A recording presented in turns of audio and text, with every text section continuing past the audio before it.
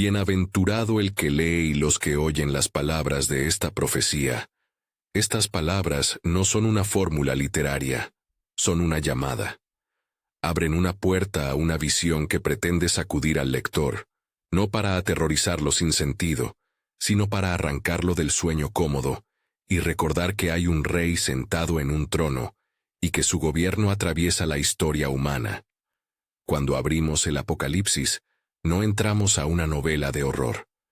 Entramos al santuario donde la soberanía de Cristo confronta el caos. Y es esa soberanía la que nos obliga a preguntar, con reverencia y con urgencia. ¿Las profecías bíblicas del Apocalipsis ya están ocurriendo? Imagina la escena: un trono, luz que no necesita sol, ancianos postrados, criaturas vivientes que no dejan de alabar. En el centro, no un monarca entre iguales, sino el Cordero que parece haber sido inmolado y que ahora permanece glorioso, el Alfa y la Omega, el que tiene las llaves de la muerte y del Hades. Juan nos pone frente a esa imagen para que comprendamos el verdadero eje de todo. No son las calamidades las que dominan la historia, sino aquel que tiene autoridad sobre ellas. Si el Cordero abre los sellos, entonces hasta el dolor y el quebranto entran en la economía del propósito divino. Esto debe quedar claro desde el principio. La perspectiva del Apocalipsis es teológica antes que cronológica. No se trata de un calendario frío, sino de una visión que revela quién dirige la historia y qué finalidad tiene el dolor. Por eso, al preguntarnos si las profecías ya están ocurriendo, debemos hacerlo con dos lentes: con los ojos que ven los síntomas en la historia y con la fe que reconoce la soberanía que orienta esos síntomas hacia una meta redentora. Juan dirige cartas a 7 comunidades concretas: Éfeso, Esmirna, Pérgamo, Tiatira, Sardes, Filadelfia y Laodicea. Estas cartas son diagnóstico y remedio, y son, sobre todo, espejo. Si miras con sinceridad, verás que cada iglesia no solo describe un pueblo antiguo, sino que habla de condiciones del corazón que pueden encontrarse hoy. No es un juego de correspondencias exactas, sino un método pastoral. Jesús evalúa la vida congregacional con detalles que nos interpelan a todos. A la iglesia de Éfeso le reclama haber abandonado el primer amor. Piensa por un momento en la escena: mucho trabajo, varias doctrinas correctas, servicio vigilante, y, sin embargo, una frialdad en el afecto. No es fácil para nosotros, por amor a la verdad o por celo ministerial, perder la calidez que mueve la vida cotidiana. Cuando el Señor llama a recordar de dónde has caído y arrepentirte, no nos propone un ejercicio nostálgico, sino un retorno urgente a la intimidad perdida. La pregunta que queda en la boca es sencilla: ¿mi amor por Cristo me mueve a ser menos complaciente conmigo mismo y más compasivo con los demás? A Esmirna, Jesús le habla de pruebas y tribulación, de pobreza real y de pobreza que es riqueza en la fe. A la iglesia perseguida, le promete fidelidad hasta la corona de la vida. Si hoy vemos a creyentes que sufren por la fe, la promesa no es un alivio abstracto. Es una afirmación concreta de que el sufrimiento no cae fuera del cuidado de Dios. La esperanza que da la carta a Esmirna no es un escapismo, es la presencia de un rey que acompaña a su pueblo en el valle. En Pérgamo se advierte sobre la acomodación doctrinal, tolerancia con lo que corrompe la verdad. Jesús no minimiza el error, lo denuncia, pero su tono no busca aplastar, llama al arrepentimiento. En nuestra era, cuando la verdad se negocia por conveniencia o por aceptación cultural, la carta a Pérgamo es una alarma pastoril. Cuidado con aquellas concesiones que erosionan la fidelidad sin que nos demos cuenta. Tiatira es el peligro de la complacencia moral, que se disfraza de tolerancia espiritual. La mezcla de lo sagrado con lo profano, cuando se naturaliza, termina por petrificar la conciencia. La exhortación allí es a separar lo que el Evangelio no puede mezclar, sin perder su identidad. Si hay algo que debemos aprender, es que la gracia no es un permiso para lo incompatible con la santidad de Dios. Es fuerza para apartarnos y andar en integridad. Sardes parece viva, pero está muerta. Hay carisma sin fruto real, liturgia sin conversión. Juan nos obliga a una pregunta que atraviesa nuestros cultos y nuestras prácticas. ¿Hay vida auténtica o solo apariencia que consuela la conciencia? Filadelfia, en cambio, recibe la promesa de una puerta abierta que nadie puede cerrar. Allí hay fidelidad humilde y compromiso. La iglesia fiel no es la más cómoda ni la más poderosa. Es la que, frente a la presión, mantiene su lámpara encendida y su testimonio coherente. Y luego la odisea, tibieza. Tal vez la imagen más penetrante para nuestra cultura cómoda. Ni frío ni caliente, dice el texto, y la consecuencia es vomitar. No es una metáfora estética, es un llamado a revisar nuestras comodidades espirituales. Cuando la iglesia confía en su aparato, en su prestigio o en su solvencia, corre el riesgo de olvidar su dependencia radical. La Odisea nos obliga a una humildad que no teme la verdad dolorosa. Ahora, ¿qué hace relevante este diagnóstico para nosotros en 20? No para etiquetar a una denominación específica o un lugar geográfico, sino para que miremos nuestro propio candelabro. Las cartas son espejo y medicina. Nos confrontan con la pregunta fundamental: ¿qué tipo de iglesia estamos siendo? ¿Amamos primero? ¿Soportamos la prueba con integridad? ¿Defendemos la verdad sin callar frente al error? Vivimos una fe que se nota en el comportamiento cotidiano. No te quedes en la mera autocrítica. Cada carta contiene también una promesa. Allí donde hay arrepentimiento, hay restauración. Donde hay fidelidad, hay corona. Donde hay perseverancia, hay recompensa. La tensión no es entre miedo y pánico, sino entre urgencia y esperanza. El Señor que llama al arrepentimiento es el mismo que ofrece comunión y premio. Esta doble cara nos evita dos cosas peligrosas: el triunfalismo insensible y la desesperanza paralizante. Si este diagnóstico te toca, si hay áreas donde tu lámpara tiembla o tu primer amor se ha apagado, toma nota. La invitación del Apocalipsis no es a esconder la debilidad, sino a presentar la necesidad ante aquel que cura y restaura. Y si estás escuchando desde un lugar de prueba, recuerda que la promesa a Esmirna es para ti. La fidelidad en la tribulación no pasa desapercibida. Si existe una lección práctica hoy, es que la vigilancia se practica en comunidad, y la esperanza se sostiene en la comunión con el Cordero. Si quieres profundizar en este tema y recibir más enseñanzas bíblicas, suscríbete y activa la campana. Atrás de las cartas aparece otra dimensión de la visión. La historia como teatro, donde se abren sellos, suenan trompetas y se derraman copas. Esta estructura no es un catálogo macabro de eventos. Es una progresión que nos muestra cómo la soberanía de Dios ordena juicio y redención. El lenguaje es simbólico, cargado de imágenes que trascienden la literalidad para comunicar realidades espirituales y morales. Para algunos intérpretes, esto señala procesos que ya han comenzado en la historia. Para otros, son eventos por venir. Para muchos, son realidades que se repiten de manera cíclica en el cuerpo del mundo. En cualquiera de estas lecturas, la pregunta central sigue siendo la misma. ¿Qué nos enseña esto sobre cómo vivir ahora? Los sellos se abren y la escena cambia. Del trono sale movimiento. Un libro que nadie en el cielo puede abrir hasta que aparece el Cordero, digno de desatarlo. Esa imagen es clave.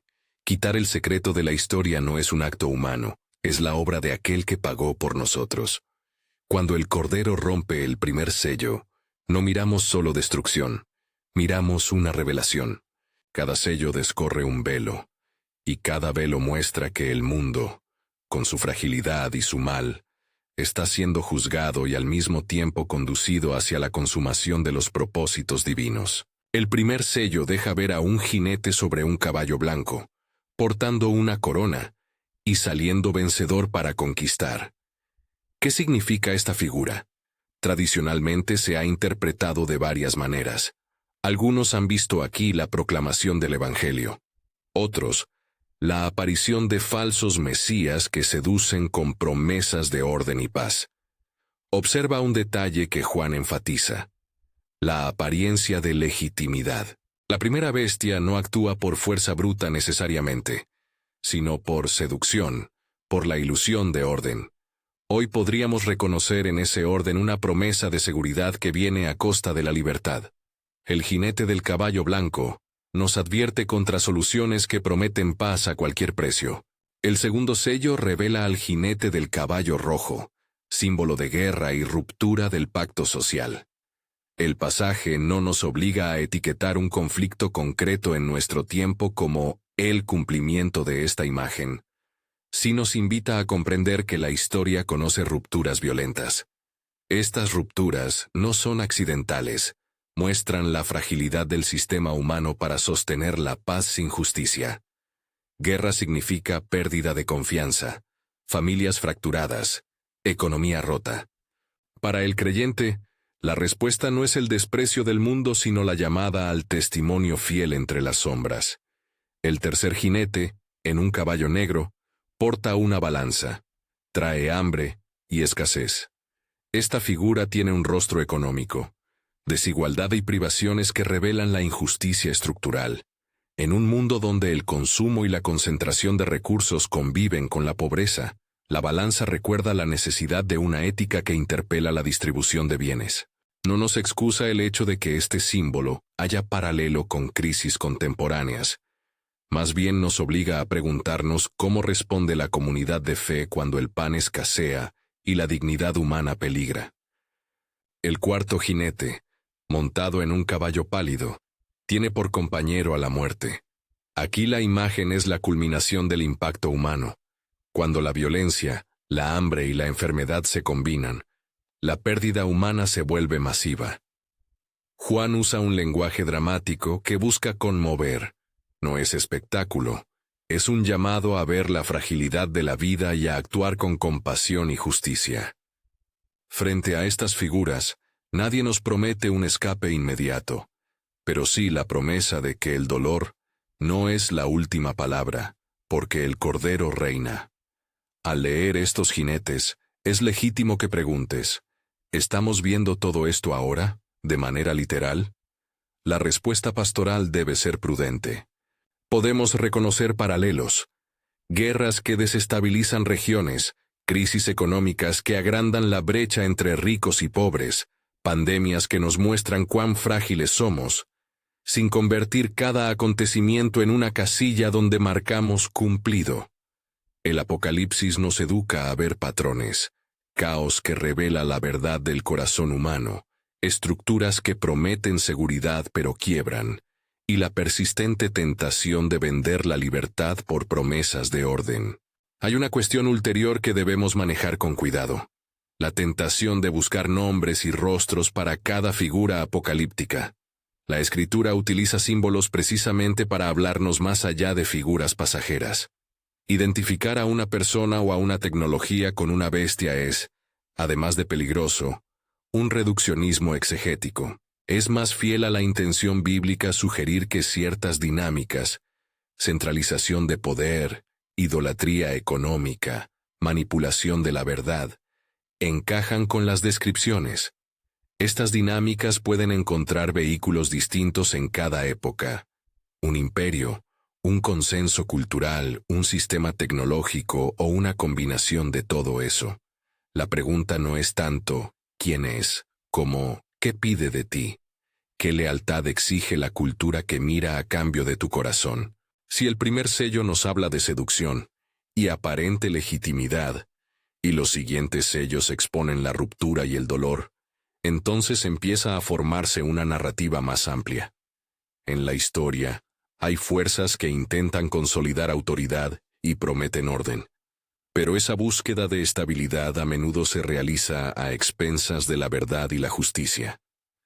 Así se abre el camino para sistemas que, mediante seducción o coacción, reclaman lealtad absoluta. Y ese reclamo de lealtad Es el centro de las imágenes posteriores del libro. La marca, la bestia, la mujer que domina ciudades. Antes de seguir adelante, quiero detenerme en algo importante para tu vida concreta. La llamada a discernir. El Apocalipsis no es un manual de paranoia, es una invitación a la claridad espiritual. Discernir implica 3 actos: mantener la intimidad con el Rey en el trono, ejercitar la justicia, amar al pobre, defender al indefenso, y preservar la fidelidad comunitaria. Discernir no es conspirar, es orar con ojos abiertos y manos activas. Mientras la visión progresa, Juan nos muestra también muestras de resistencia. Los 144,000 sellados, el coro de aquellos que han lavado sus ropas en la sangre del Cordero, los mártires que claman por justicia. Estos elementos nos recuerdan que la historia no es unilateral. Hay testimonio fiel que brilla en la oscuridad. Ser uno de esos testigos no es necesariamente ostentoso. Muchas veces es una fidelidad silenciosa. Cuidar al vecino, negar la mentira que circula en redes, escoger integridad en los negocios, orar cuando todos callan. El pequeño acto de fidelidad, repetido, conforma una resistencia profética contra la lógica de las bestias. He hablado de símbolos y he mostrado paralelos prudentes con el presente. Ahora se abre un nuevo escenario en la narrativa apocalíptica. Después de los sellos vienen las trompetas, y con ellas una intensificación que lleva al clímax. Las trompetas no son mera espectacularidad, son un aviso sonoro que llama a despertar. Cada trompeta subraya una realidad. La tierra no cumple su pacto con la vida humana como debe. Las señales muestran que las consecuencias del pecado estructural se manifiestan en la creación misma. Es en ese contexto que surgen voces que ofrecen explicaciones y líderes que imponen soluciones. Es aquí, precisamente aquí, donde el peligro de interpretaciones apresuradas se hace más grande. Algunos buscan correlacionar cada trompeta con un acontecimiento específico de nuestro tiempo. Otros simplifican y proclaman que todo está cumplido. Ninguna postura puede, con humildad exegética, decirlo todo. Pero la pregunta práctica que el Apocalipsis deja ante nosotros es clara. Cuando la creación gime y la sociedad pierde su equilibrio, ¿qué hace la Iglesia? ¿Se refugia en teorías y especulaciones o sale a vivir el Evangelio? ¿Se afana por incrementar su propia seguridad o apuesta por hospitalidad y justicia? Al imaginar la progresión, sellos, trompetas, copas, nuestra responsabilidad pastoral es doble: llevar consuelo a los que temen y urgencia a los complacientes. No podemos, como comunidad creyente, caer en la indiferencia que piensa Dios lo arreglará, sin involucrarse. Ni podemos caer en el pánico que nos paraliza.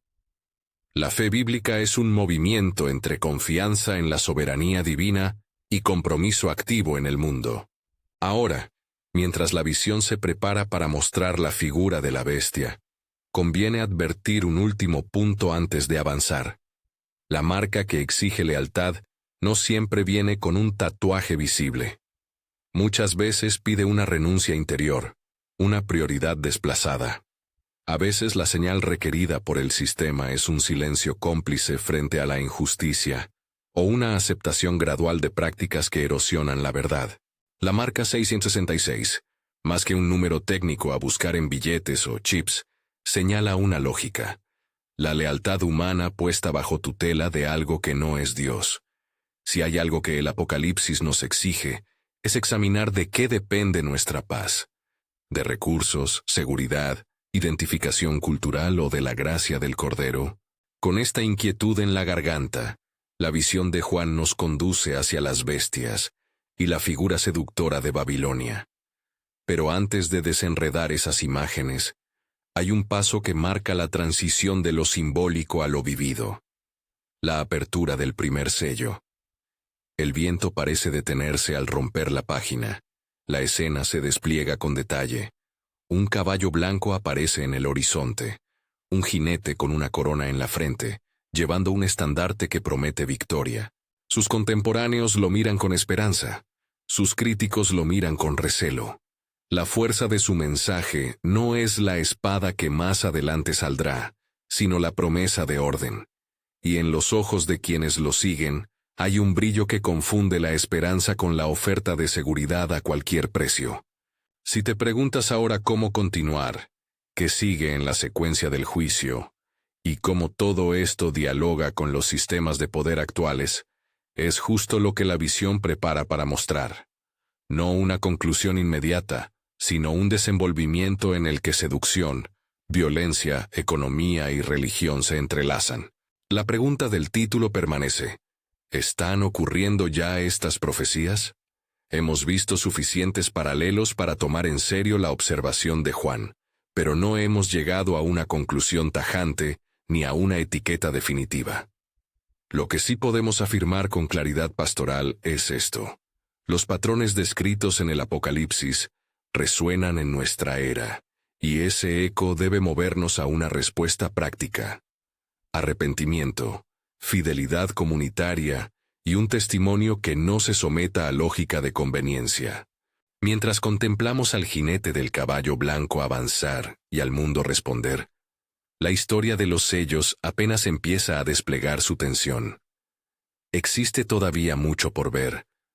Cómo la seducción se transforma en control, cómo las trompetas intensifican la llamada al despertar, y cómo la figura de Babilonia hace tangible la cultura de la seducción y la corrupción. Pero ahora mismo, en este punto del relato, hay algo que quiero que lleves contigo y medites. No importa cuántos signos interpretes en tu tiempo, la primera pregunta siempre es la misma: ¿a quién le entregas tu fidelidad? Detente un momento y haz silencio interior. En la ciudad de la prisa, en la comisura del algoritmo que nos promete todo, en la oferta de seguridad económica que exige algo de nuestra conciencia, en la presión para callar la verdad por mantener la estabilidad, hay un hilo que conecta con los símbolos que Juan vio. Reconocerlo no es caer en teorías conspirativas, es atender la llamada a lucidez espiritual. Y lucidez espiritual se manifiesta en acciones concretas: amar a quien sufre, nombrar la injusticia, buscar la verdad, y mantener encendida la lámpara del primer amor. La visión continúa mientras el primer jinete avanza. Los espectadores del mundo aplauden, otros se preparan, algunos se esconden. Lo que en apariencia parece ser simple movimiento de un caballo blanco, puede ser el inicio de una dinámica que llevará a decisiones colectivas. ¿Por quién opta la ciudad? ¿A quién se le confía la vida pública? ¿Qué voces se aceptan y cuáles se silenciarán? En esa encrucijada, la Iglesia está llamada a ser hospital para los débiles y faro para los indecisos. Y así, con la imagen del primer jinete todavía fresca, la narrativa del Apocalipsis se prepara para intensificar su drama. No se trata de coleccionar señales, sino de permitir que la visión nos transforme, que nos mueva a arrepentimiento donde haga falta, a fidelidad donde amenaza la tibieza, y a testimonio activo donde la oscuridad parece ganar terreno. La historia no se cierra aquí, apenas abre un compás más profundo, en el que el juicio y la gracia se encuentran, y en el que nuestras decisiones individuales y colectivas adquieren un peso eterno. En este punto de la visión, quedan ante nosotros preguntas que deben ser respondidas con prudencia y valentía. ¿Cómo se vive mientras la historia se desenrolla? ¿Qué prácticas cultivan una fidelidad que resiste la seducción? ¿Cómo nos preparamos sin caer en fatalismo? A medida que el primer sello ha sido roto y el jinete comienza su marcha, la invitación permanece: observa, discierne, arrepiéntete y actúa en amor. La escena cambia. Más sellos están por abrirse y con ellos, más revelaciones que exigirán de nosotros tanto juicio como misericordia. La tensión aumenta.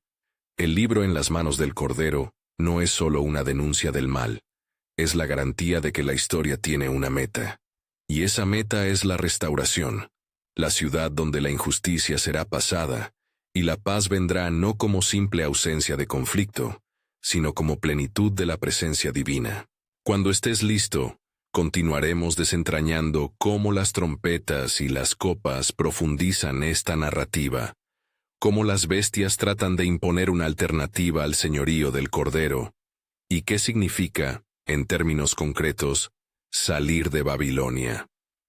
Por ahora, quédate con la impresión de que la visión nos mueve hacia una doble respuesta: vivir con urgencia sin perder la esperanza, y ser testigos fieles en medio de un mundo que ofrece seguridades a costa de la lealtad a Cristo.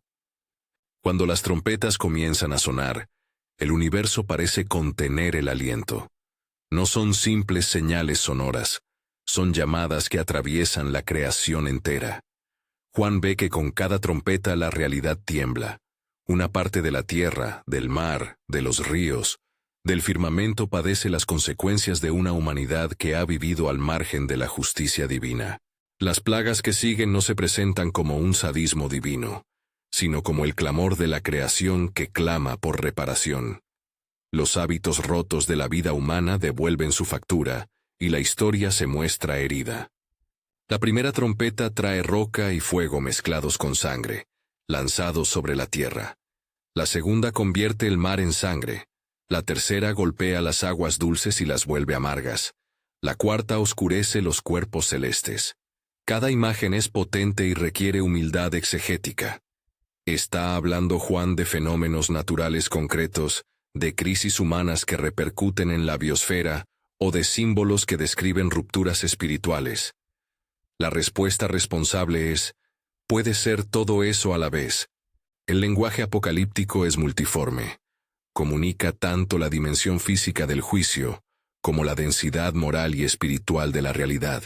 Lo que no cambia es la invitación que surge de estas trompetas: despertar. Si las trompetas suenan para advertirnos, nuestra tarea no es catalogarlas como signos fáciles de comprobar, sino escuchar y responder. ¿Escuchamos? Nos preguntamos qué parte de nuestra vida, individual y colectiva, ha ayudado a que la armonía de la creación se fracture. ¿Qué decisiones económicas, qué indiferencias morales, qué idolatrías cotidianas han puesto en riesgo el tejido que sostiene la vida común? Avanza la visión y las trompetas intensifican sus efectos. Langostas que no devoran la vegetación, sino a quienes no tienen el sello de Dios. Caballos con rostros como hombres que siembran terror. Estas imágenes pueden parecer lejanas, casi fantásticas, hasta que meditamos su núcleo. El reino que se opone a Dios utiliza medios que imitan el orden divino para sembrar desorden. Finge ser necesario para el bienestar, y sin embargo trae esclavitud. No es casual que los instrumentos del mal se disfracen de servicio. La seducción y la instrumentalización de la necesidad humana son tácticas antiguas. Después de las trompetas, viene la ira concentrada en las copas, tazas, del juicio. Si las trompetas despertaban, las copas consuman. Las copas se vierten sobre el sol, el trono de la bestia, el río, el aire. Cada derramamiento intensifica la exclusión moral del sistema que se opone a Dios. Aquí la Escritura habla con lenguaje de certeza. La corrupción que ha acumulado injusticia será juzgada. Pero nuevamente, el énfasis no es la violencia por la violencia, sino la restitución de la verdad. Si durante siglos se ha explotado la dignidad humana en nombre de la prosperidad, la cólera divina revela las consecuencias de esa traición. En esta sección del libro hay una línea que no podemos perder de vista: la soberanía del Cordero. Aunque la escena muestra calamidad, el Cordero la dirige y la circunscribe. No estamos ante un universo caótico que se ha escapado de las manos divinas. Vemos un propósito que atraviesa el desorden para llevar a la redención final. El juicio está enmarcado en la justicia, y esa justicia tiene como finalidad la restauración de la armonía perdida. Es aquí donde la figura de las bestias cobra una mayor intensidad en la narrativa. La bestia del mar y la bestia de la tierra representan, respectivamente, formas de poder que se imponen en lo público: política, Estado, sistemas de control, y formas de autoridad que legitiman la adoración a ese poder: religiones falsas, propaganda, tecnología persuasiva. Juan las describe con imágenes grotescas para subrayar que la alternativa a Cristo se viste de poder y de imitación sacramental. Si no tomamos en serio esta advertencia, podemos confundir estructura con salvación, creer que un orden humano resuelve la condición humana. La bestia del mar exige reconocimiento. La bestia de la tierra da señales y hace que los habitantes de la tierra adoren a la primera. Entre ambas aparece el falso profeta que organiza el culto a la imagen. Los tres forman un sistema religioso político-económico que reclama lealtad absoluta. La manera en que se pide esa lealtad no siempre es brutal. Muchas veces ofrece alivio, seguridad, identidad. Pide, eso sí, renuncias secretas, un silencio frente a la injusticia, una complicidad con prácticas que erosionan la verdad, una definición de la propia vida en función de beneficios temporales. Y entonces surge la cifra que ha alimentado tantas especulaciones: 666. El número no es un simple código para una conspiración mediática. En la mentalidad judía del primer siglo, los números eran signos con sentido teológico. Si el 7 indica plenitud divina, el 6 repetido implica analogía incompleta, una imitación que pretende perfección sin serlo. En términos prácticos, la marca simboliza la lógica de lealtad. Algo, una ideología, un estilo de vida, un sistema, que exige tu corazón y tus acciones. La pregunta para ti y para mí no es tanto, ¿tengo un chip o un billete con un número?, sino, ¿quién gobierna mis decisiones y mis lealtades cotidianas? ¿Depende tu seguridad de tu cuenta bancaria, de tu estatus, de tu aceptación pública o de la gracia del Cordero? En la vida contemporánea pueden surgir paralelos, grandes estructuras tecnológicas que centralizan información, economías que condicionan el acceso a la vida digna, narrativas culturales que definen el éxito. Todas ellas pueden tender a ejercer una forma de culto. Pero aquí la advertencia es doble. Primero, reconocer analogías no equivale a afirmar identidades literales. Segundo, la verdadera amenaza no es la herramienta en sí, sino la orientación del corazón. Un teléfono o una moneda no son maldiciones por sí mismos. Lo que los convierte en instrumento de la bestia es el lugar que ocupan en tu vida. Mientras las bestias consolidan su poder, la visión de Babilonia emerge con todo su esplendor. La mujer sentada sobre la bestia, cubierta de lujo, con copas repletas que seducen. Babilonia no es una ciudad exclusivamente histórica, ni un solo sistema político. Es la metáfora de una cultura que compra la devoción con placeres, prestigio y riqueza. En ella hay comercio que enriquece a costa del dolor ajeno. En ella hay fiestas que ocultan la ruina. Juan escucha en el cielo una sentencia. Cayó, cayó Babilonia la grande. No es celebración de la maldad infligida, sino reconocimiento de que el abuso y la explotación no permanecerán impunes. La llamada que brota de este pasaje es perentoria. Salid de ella, pueblo mío. Ese es un mandato concreto para la comunidad de fe. No colaborar con los mecanismos que explotan y asfixian. Salir de Babilonia implica una decisión práctica. Consumir con justicia, denunciar la explotación, no vender la propia conciencia por seguridad, acoger al extranjero, cuidar la creación. No es un llamado al apartamiento escapista. Es una invitación a vivir en la ciudad como sal y luz, a testimoniar con radicalidad el reino que viene. En medio de estas críticas se mantienen figuras de resistencia. Juan contempla a los que han mantenido su fidelidad, los siervos de Dios que cantan en la corte celestial, los mártires que reciben justicia, el número sellado que resiste la propaganda de la bestia. No se trata de una élite espiritual separada de la historia, sino de un pueblo lleno de palabras del Evangelio que actúa en la tensión, ora por los que le persiguen, defiende al excluido, reparte el pan en tiempos de hambre. Ser fiel no es un acto heroico aislado. Es la repetición diaria de decisiones pequeñas que, acumuladas, forman una contracultura. Y entonces llega el clímax, la reaparición del Rey. Juan ve al Cordero como un guerrero real, no para vengarse de forma ciega, sino para vindicar la justicia. Las fuerzas que oprimieron son derrotadas.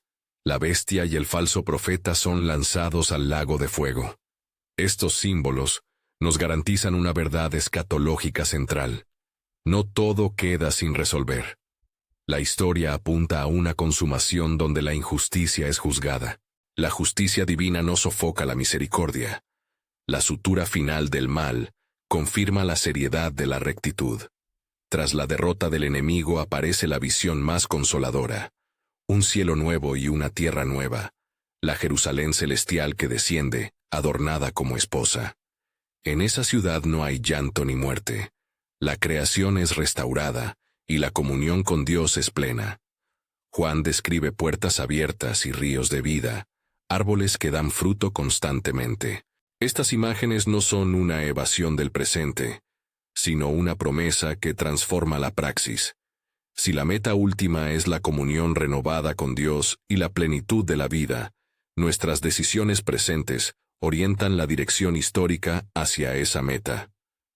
Ahora llegamos a la pregunta del título que nos guía desde el inicio. ¿Están ocurriendo ya las profecías del Apocalipsis? Aquí conviene ser honesto y pastor. Hay cosas que están ocurriendo, y otras que aún pertenecen al misterio por completar. Existen patrones que Juan describe de manera tan precisa que los reconocemos. Seducción por seguridad, consolidación de poder, explotación económica, crisis ambiental, persecuciones y fidelidades silenciosas. Es legítimo ver paralelos y aprender a leer la historia con la Biblia en la mano. Si interpretamos estas señales como llamados a la fidelidad, habremos respondido correctamente. Pero también es peligroso afirmar con seguridad que cada acontecimiento contemporáneo sea el cumplimiento literal de un sello, una trompeta o una copa. El Apocalipsis es un género que habla en imágenes que atraviesan épocas. No siempre encaja en una cronología simple. Algunos intérpretes sostienen un cumplimiento total en el pasado, otros en el futuro. Otros ven ciclos que se repiten. El camino prudente es reconocer las resonancias y evitar la tentación de cerrar el texto en una sola llave interpretativa. Decir con humildad, hay señales, hay paralelos, esto nos interpela. Es más fiel a la Escritura que establecer una lista de casillas cumplidas. Entonces, ¿qué implicación práctica tiene esta evaluación? 3 consecuencias concretas nacen de la lectura responsable. Primero, vigilancia espiritual. No como angustia estéril, sino como atención laboriosa. Mantener la lámpara encendida implica cultivar la intimidad con Cristo, leer su palabra con humildad y practicar el discernimiento comunitario para detectar cuando la cultura exige de nosotros renuncias morales. Segundo, justicia activa. El Apocalipsis no es un libro que excuse la inacción. Cuando la creación gime y los pobres son pisoteados, la Iglesia debe ser la voz que defiende, la mano que ayuda, el testimonio que expone la mentira del sistema que promete bienestar a costa de otros. Tercero, esperanza práctica. Vivir bajo la expectativa de la consumación no nos hace evasivos ni pesimistas. Nos vuelve pacientes pero urgentes. La esperanza bíblica moviliza. Invierte tiempo en los vulnerables. Construye comunidad que soporte la prueba. Forma discípulos que no vendan su conciencia por comodidad. En términos personales, te propongo 3 preguntas para aplicar inmediatamente la lectura del Apocalipsis. ¿Qué me pide abandonar? ¿Qué me pide practicar? ¿A quién debo acoger? Responder con honestidad a estas preguntas revela si te aproximas a la fidelidad que el Cordero exige y a la cual llama el libro. Hay personas que hoy viven con miedo. Miedo a los juicios, miedo a las profecías, miedo a perderlo todo. A ustedes les digo, la Escritura no abandona a los temerosos, les ofrece consuelo. La promesa a los que son fieles en la tribulación sigue vigente. Para otros, la respuesta ante estas visiones ha sido el desprecio. Es cosa del pasado, o no tiene relevancia para mi vida. A esos les recuerdo que ninguna comunidad que olvida la justicia y la compasión puede llamarse seguidora del Cordero. El Apocalipsis, en su dureza, nos desafía a la coherencia. Nuestra responsabilidad comunitaria también es clara. Formar iglesias que atienden, que protegen a los débiles, que mantienen la disciplina del amor, que rechazan la tibieza de la Odisea y recuerdan el primer amor de Éfeso. Evangelio sin ética es incoherente. Ética sin evangelio es impotente. La visión apocalíptica integra ambas dimensiones en una llamada a la fidelidad radical y esperanzada. Antes de cerrar, quiero insistir en una dimensión pastoral que no puede faltar: el arrepentimiento. No como pena inútil, sino como cambio de corazón que transforma acciones. Arrepentirse es mirar la propia vida a la luz del trono y decidir por la coherencia. No es un acto aislado, es una trayectoria.